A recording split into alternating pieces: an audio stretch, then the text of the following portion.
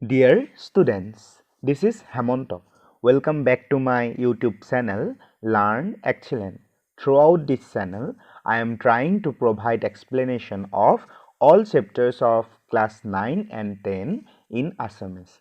If you newly come to my channel, please subscribe it, do like, comment and share to your friends that they can achieve a little knowledge from it. Now, I am going to discuss the chapter 2 of class 10, which consists of a prose entitled Nelson Mandela Long Walk to Freedom. ছাত্ৰ-ছাত্ৰীসকল তোমালোকৰ টেক্সটবুকৰ অন্তৰ্গত এটি prose Nelson মেণ্ডেলাৰ অটোবায়োগ্ৰাফি লং walk two ফ্ৰীডমৰ পৰা তুলি দিয়া হৈছে। ছাত্ৰ-ছাত্ৰীসকল তোমালোকে হয়তো বহু সংখ্যকে নেলসন মেণ্ডেলাৰ নাম শুনিছা। He was the first black South African president and anti-apartheid revolutionary. তেওঁৱে সৰ্বপ্ৰথম দক্ষিণ আফ্ৰিকাৰ ব্লেক প্ৰেসিডেন্ট আৰু এন্টি-apartheid সংগ্ৰামী। এপাৰ্থাইড হৈছে এখন ৰাজনৈতিক আঁচনি, যিখন আঁচনিৰ জৰিয়তে বৰ্ণ ভিত্তিত কলা মানুহবোৰক বগা মানুহবোৰৰ পৰা সেপাৰেট কৰিছিল। আৰু নেলসন মেণ্ডেলাই এই পলিচিখন অপোজ কৰিছিল। তেওঁ এই পলিচিখনৰ বিৰোধিতা কৰি তেওঁৰ কেইজনমান সহযোগীৰ সৈতে বিপ্লৱৰ সূচনা কৰিছিল। In the prose, Nelson Mandela describes the struggle for freedom of black people. এই প্ৰজটো নেলসন মেণ্ডেলাই ব্লেক পিপলবোৰৰ স্বাধীনতাৰ বাবে কৰা সংগ্ৰামৰ বিষয়ে প্ৰকাশ কৰিছে। এই প্ৰজটোত নেলসন মেণ্ডেলা প্ৰেসিডেন্ট হোৱাৰ ইনগ্ৰেশ্যন চেৰিমনি অৰ্থাৎ শুভাৰম্ভণিৰ দিনটোৰ এটি বিশ্লেষণ দাঙি ধৰিছে। সেই ইনগ্ৰেশ্যন চেৰিমনি 10th of May 1994ত হৈছিল আৰু এই দিনটোতে নেলসন মেণ্ডেলাই সাউথ আফ্ৰিকাৰ প্ৰথমজন প্ৰেসিডেন্ট হিচাপে ওথ অৰ্থাৎ শপত গ্ৰহণ কৰিছিল। এই ইনগ্ৰেশ্যন চেৰিমনিলে 140খনতকৈ অধিক দেশৰ বিশিষ্ট ব্যক্তি আৰু পলিটিক্যাল লিডাৰ সমবেত হৈছিল। প্ৰিটৰিয়াৰ এটি এম্পিথিয়েটাৰত এই চেৰিমনি অনুষ্ঠিত হৈছিল। ছাত্ৰ-ছাত্ৰীসকল আহাচোন এতিয়া আমি লেসনটো ষ্টাৰ্ট কৰোঁ। Please go through the text. 10th of May dawned bright and clear. For the first few days, I had been pleasantly besieged by dignitaries and world leaders who were coming to pay their respects before the inauguration. The inauguration would be the largest gathering ever of international leaders on South African soil. 10th of May 1994 was the significant day when Nelson Mandela sworn in as the first black president of South Africa. 10th May এটা তাৎপৰ্যপূৰ্ণ দিন। এই দিনটোতে Nelson মেণ্ডেলাই প্ৰথমজন black president হিচাপে অংগীকাৰবদ্ধ হৈছিল। It was after many years of struggle that his anti-racist party, African National Congress, came into power. বহু বছৰ সংগ্ৰামৰ অন্তত মেণ্ডেলাৰ আফ্ৰিকান নেশ্যনেল পাৰ্টি সাউথ আফ্ৰিকাক নিজৰ নেতৃত্বলৈ আনে। Until then, the seat had always been occupied by white presidents. That is why the author Mandela referred to the day as bright and clear.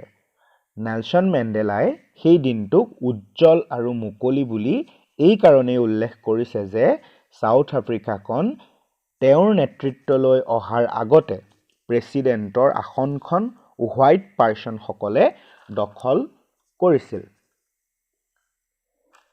It was a morning full of hope.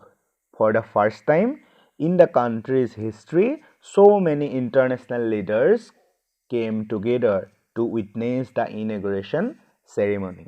অৰ্থাৎ এই বিশেষ দিনটোত সকলোৰে বাবে এটি আশাৰ দিন আছিল।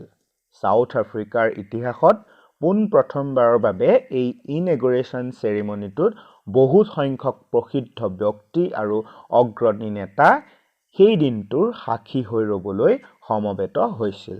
The ceremony took place in an open building termed as amphitheater in Pretoria. এই শুভাৰম্ভণিৰ অনুষ্ঠানটো আফ্ৰিকাৰ প্ৰিটৰিয়া চহৰৰ এটি মুকলি ভৱনত অনুষ্ঠিত হৈছিল, অৰ্থাৎ এটি এম্পিথিয়েটাৰত। On that lovely autumn day, I was accompanied by my daughter Zinani. On the podium, the Mr. D. Clark was first sworn in as second deputy president. Then Thabo Mbeki was sworn in as first deputy president. When it was my turn, I pledged to obey and uphold the Constitution and to devote myself to the well-being of the Republic and its people. He explains that he was accompanied by his daughter Zinani on this significant day. সেই তাৎপৰ্যপূৰ্ণ দিনটোত মেণ্ডেলাৰ সৈতে তেওঁৰ জীয়েক জিনানিও গৈছিল। At first, the two vice presidents named Thabo Mbeki and Mr. D. Clark took an oath. প্ৰথমতে দুয়োজন নৱনিযুক্ত ভাইচ প্ৰেছিডেণ্ট থাবো এম্বেকি আৰু মিষ্টাৰ ডি ক্লাৰ্কে শপত গ্ৰহণ কৰিছিল। After that, when his turn came, he committed his respect, protect and abide by the Constitution and to devote his entire self into the welfare of the country. যেতিয়া তেওঁৰ শপত গ্ৰহণৰ সময় আহি পৰিল, তেতিয়া তেওঁ সংবিধানৰ প্ৰতি সন্মান আগবঢ়াই আৰু তেওঁৰ সৰ্বস্ব দেশখনৰ উন্নতিৰ বাবে সমৰ্পণ কৰিছে। To the assembled guests and the watching world, I said, today all of us do, by our presence here, confer glory and hope to newborn liberty. Out of the experience of an extraordinary human disaster that lasted too long, must be born a society of which all humanity will be proud. We, who were outlaws not so long ago, have today been given the rare privilege to be host the nations of the world on our own soil. We thank all of our distinguished international guests for having come to take possession with the people of our country of what is, after all, a common victory for justice, for peace, for human dignity. Here, the author mentions some parts of his speech where he said that by his presence was giving rise to hope for a new beginning. ইয়াত Nelson মেণ্ডেলাই তেওঁৰ স্পীচটিৰ এটি অংশ তুলি দিছে আৰু কৈছে যে সকলোৰে উপস্থিতিত এটি নতুন আশাৰ আৰম্ভণি হ'ল। Previous rulers were discriminatory and lasted for long, but the ones who are given the opportunity to rule African National Congress would stand up against discrimination. আগৰ ৰুলাৰসকল অত্যন্ত শোষণকাৰী আছিল আৰু এতিয়া যিসকল লোকে আফ্ৰিকান নেশ্যনেল কংগ্ৰেছক শাসন কৰিবলৈ সুবিধাটি দিলে সেইসকলে শোষণৰ বিৰুদ্ধাচৰণ কৰাটো উচিত। There was a time when South Africa, for practicing apartheid, lost all its international political relationship. আফ্ৰিকাত এনে এটা সময় আছিল যেতিয়া তেওঁলোক সেই এপাৰ্থাইড পলিচিৰ ভুক্তভোগী আছিল, তেতিয়া তেওঁলোকে আন্তঃৰাষ্ট্ৰীয় ৰাজনৈতিক সম্বন্ধ হেৰুৱাই পেলাইছিল। But now when there is no segregation on the basis of race and gender, other nations are happy to have healthy democratic relationships. কিন্তু এতিয়া সকলো দেশেই উৎফুল্লিত হৈছে কি কাৰণে যে এটা শক্তিশালী গণতান্ত্ৰিক সম্বন্ধ স্থাপন কৰি কিয়নো এতিয়া সেই লিংগ আৰু বৰ্ণ বৈষম্য সম্পূৰ্ণৰূপে আফ্ৰিকাত লুপ্ত হৈছে He thanked everyone, especially the international leader, for joining them in celebrating their achievement. তেওঁ সকলোকে বিশেষকৈ বিভিন্ন দেশৰ পৰা অহা নেতাসকলক তেওঁলোকৰ বিজয় উৎসৱ উদযাপনত সহযোগ কৰাৰ বাবে ধন্যবাদ জ্ঞাপন কৰিছে We have at last achieved our political emancipation.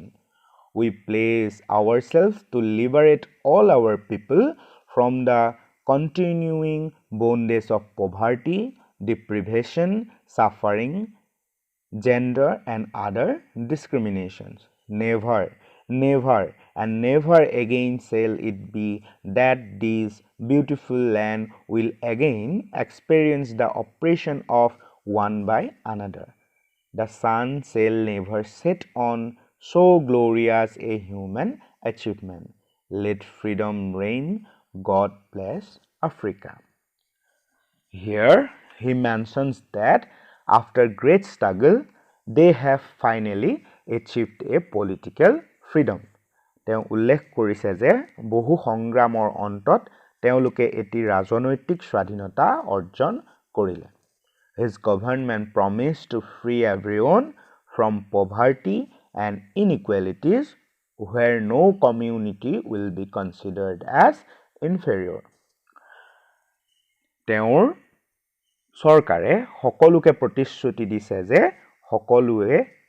সকলোকে দৰিদ্ৰতা আৰু অসমতাৰ পৰা মুক্ত কৰিব আৰু য'ত কোনো জাতি তলতীয়া বুলি বিবেচিত কৰা নহব ছাত্ৰ-ছাত্ৰীসকল এয়া আছিল কোৰ্সটোৰ প্ৰথম অংশ যথেষ্ট দীঘল হোৱাৰ বাবে মই তিনিটা পাৰ্টত সম্পূৰ্ণ লেসনটো দিবলৈ চেষ্টা কৰিম আশা কৰোঁ সকলোৱে কিছু হলেও ধাৰণা এটি ল'ব পাৰিলা ভিডিঅ'টো চাই অলপ হলেও যদি উপকৃত হ'লা তেন্তে নিশ্চয় মোৰ চেনেলটো সাবস্ক্ৰাইব কৰিবা বুলি আশা ৰাখিলো Wish you all for your bright future. Jay I Assam